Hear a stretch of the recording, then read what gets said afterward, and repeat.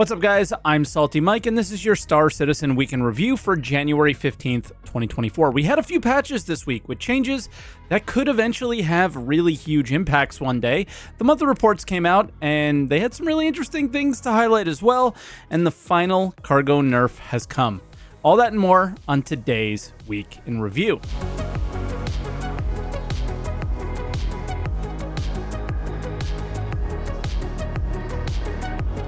And as always, if this is your first Week in Review, this is where I take all of the official Star Citizen news each week and put it into one video. I might share some of my opinions about it as well. I also live stream on Twitch, twitch.tv/SaltEMike, every day but Monday, so I can get this video out to you guys starting at 6:30 a.m. Eastern Time.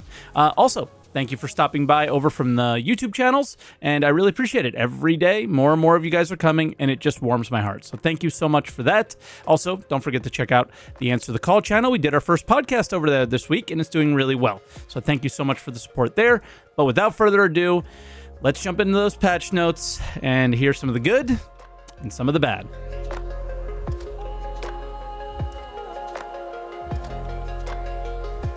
Now, we had two patches this week, both on the PTU. The first one was on Wednesday, and the big thing there is that they updated the damage output, fire rates, range, and greatly increased the health of defense turrets around the persistent universe. This is interesting. Not sure why this would get prioritized, other than them really trying to fix Siege of Orison and stop people from rushing ahead. They really want to make the turrets kind of painful there. Also, this could be a thing to try to make ground vehicles a thing at the underground bunkers, but this fix won't mean anything until the server can actually track players while they're moving properly, right? For bug fixes, there is a big one here. If you used a tractor beam on the same box as another person, it would get permanently desynced. This should resolve that. Let me know if you guys are still having issues with this in the comments, as it is something that really needs to get fixed. For the Friday PTU patch, the testing focus was, surprise, surprise, Siege of Orison again, but it doesn't even work. It has major blockers, so the test on Sunday will only happen once per server, because after the first time, it doesn't reload again and it breaks. And also, we knew this was going to come.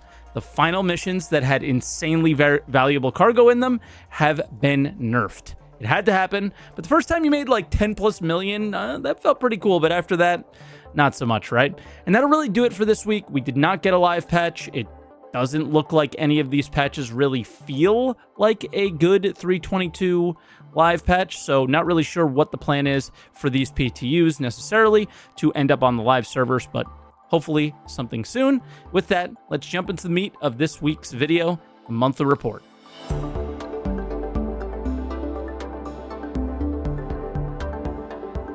And as always, we'll start out with AI, where they are focused on social AI instead of combat AI, where the focus was most of last year.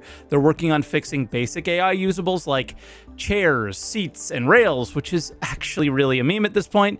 And they're also focused on proper voice packs for shopkeep type AI, with the mention of lines triggering correctly.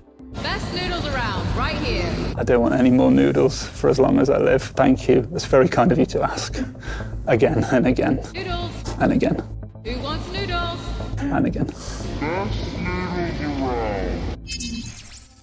In the next section, they also mentioned all their fixes for slow AI, but in the end, the AI experience still isn't up to par in the game right now. They're also addressing issues with AI and replication layer coming up when that enters the game. For animation, this one's kind of a big deal. They wanted to bring in 3 different creatures to the game of all different types, none of which I think we saw at CitizenCon, from what I can tell. A 4-legged predator, a bird, and a fish. Not sure how these interactions kind of with us and them will be a thing. They probably won't have much interaction with us initially, but it's hard not to be somewhat excited for these, right? Character art, here's a big one from CitizenCon. They're working on actual tiers of the Duster armor, it feels like now, but also the racing helmet and flight suit as well. And what I'm more curious about is there any gameplay implications for this armor, since the first batch didn't really do much. And then ship art. The RSI Polaris is out of white box and into gray box. Not sure when it started production, honestly, with this one, but it felt like it kind of went fast. And last week's Zeus sneak peek is now feeling a little bit more interesting, isn't it? They are doing a gold standard pass on the Saber Raven. Okay, the only reason I think this could be a thing is because they already did the gold pass on the regular Saber, so maybe it'll be a bit easier. And then 3 more variants are also in production. Any guesses? Leave those down in the comments. For the economy, let me tell you, I'm happy to see the economy section get longer and longer each month, and this one is telling us about the previous update to the in-game armor prices, but they are now focused on weapon prices. Now, this one's going to be big since weapons are the only items in the game that you can earn nearly exclusively by playing. Obviously, there's like sub-items and stuff like that as well. They looked at freight elevators and the costs that they want to associate them with. And I think that this is kind of a big deal because this is sort of the final step of what freight elevators would be, I would guess. So you can't really guess the cost of freight elevators if you don't know how they work, right? So that's kind of a big deal. And then lastly, as we know, they nerfed the ERT bounties. And then for Arena Commander, this is the bombshell of this week. This team is moving permanently to the persistent universe. This is both an amazing thing, because the work they were doing was pretty awesome, but also that work isn't done. They showed the potential of Arena Commander, but then they have not achieved it yet, right? It's not there yet. So I hope we will still get I just hope it'll still get the love that they made Arena Commander deserve. And this is also basically feeling like a rest in peace to Theaters of War. It's got to be gone permanently now, right? And they literally mentioned it in the last monthly report. But more on their work. They worked on a kill collector mode, which you have to loot an item on a player to count as a kill, I think. And they're now able to add more locations from the PU to Arena Commander more easily. And they also have a number of racetracks in the works, including one shown at DreamHack Atlanta, which is a Gravlev exclusive track. It's hard to be excited about any of this stuff, knowing that it won't get the support once it's in the game, most likely, right? Mission features. They really talked about the deadline system to ensure other players aren't blocking mission locations from players who are looking to be doing things. If you guys take a bunker and that bunker doesn't work and you don't abandon it, that bunker is inaccessible to everybody that's looking for a mission there until that 5+ hours are up that were mentioned there. They also debuted the new Jumptown locations, but their goal is to actually make each one feel more unique, which is kind of cool. They're prototyping a time trial foot race that utilizes ledge grabbing, which actually sounds cool. And finally, for the people watching this freaking out that they prioritize the foot race over cargo missions, they're converting missions to use the freight elevator. And missions like cargo, mining, salvage, all these are going to need freight elevators to work and to live, and this is probably why none of those things were prioritized and a foot race was, right? So hearing that about the freight elevators is actually a huge positive after kind of thinking that foot races are weird, although I'm sure that's going to be super fun. And then narrative, the last highlighted update is for today. And again, this is always a reminder to check out the entire report that will be linked in the description, as I kind of skip some over some things that I don't think are really worth sharing for you guys. But you never know, so you might find some gems in there that I missed.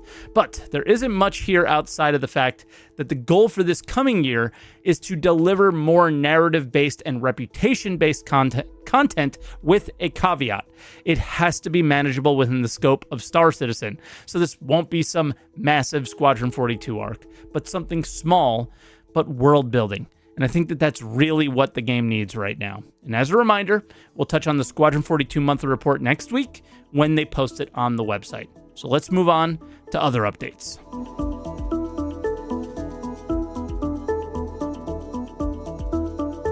All right, and as always, we start out with a sneak peek, and this looks like the Duster's style of armor, but their title is Don't Waste Your Breath. So there is some speculation on Reddit that this is underwater kind of oxygen masks, but I don't really buy this as well. Most of our spacesuits are pressurized and have oxygen, so they can kind of do the same thing that an underwater scuba diving thing would do, right? So I can't really pinpoint what type of suit this could be, but let me know down in the comments what you guys think, because it doesn't look like a flight suit. It doesn't look like a flight helmet. It doesn't look like a legendary thing that we're being hinted in the monthly report, so I really don't know. And then for subscriber flare, there's a really big change here where they used to have even more of a split between the two tiers, $10 and $20. If you weren't aware, they are money grubbing even harder this year. The $10 sub gets one weapon skin, while the $20 sub gets that plus multiple matching vehicle skins, the Whirlwind blue paints, and they're pretty cool. But then you find if you want to spend $16 more, you can get the black and yellow finishing set. I don't know what to say about this. And then a lore post, not much to go on here. It's an old article about a ship that not many people talk about anymore in the starter ship conversation, the Misk Reliant. And that'll do it for this week, guys. Thank you so much for watching, as always. Again, thank you for stopping by the live streams and saying hello. Hopefully you've been enjoying some new videos that I've been posting lately, and as well the new podcast. So once again, thank you so much. If you enjoyed the video, make sure you hit the like button if you haven't yet. Leave a comment down below and discuss anything that happened this week, maybe anything I also missed, and subscribe for more weeks in review. And I'll see you guys next week.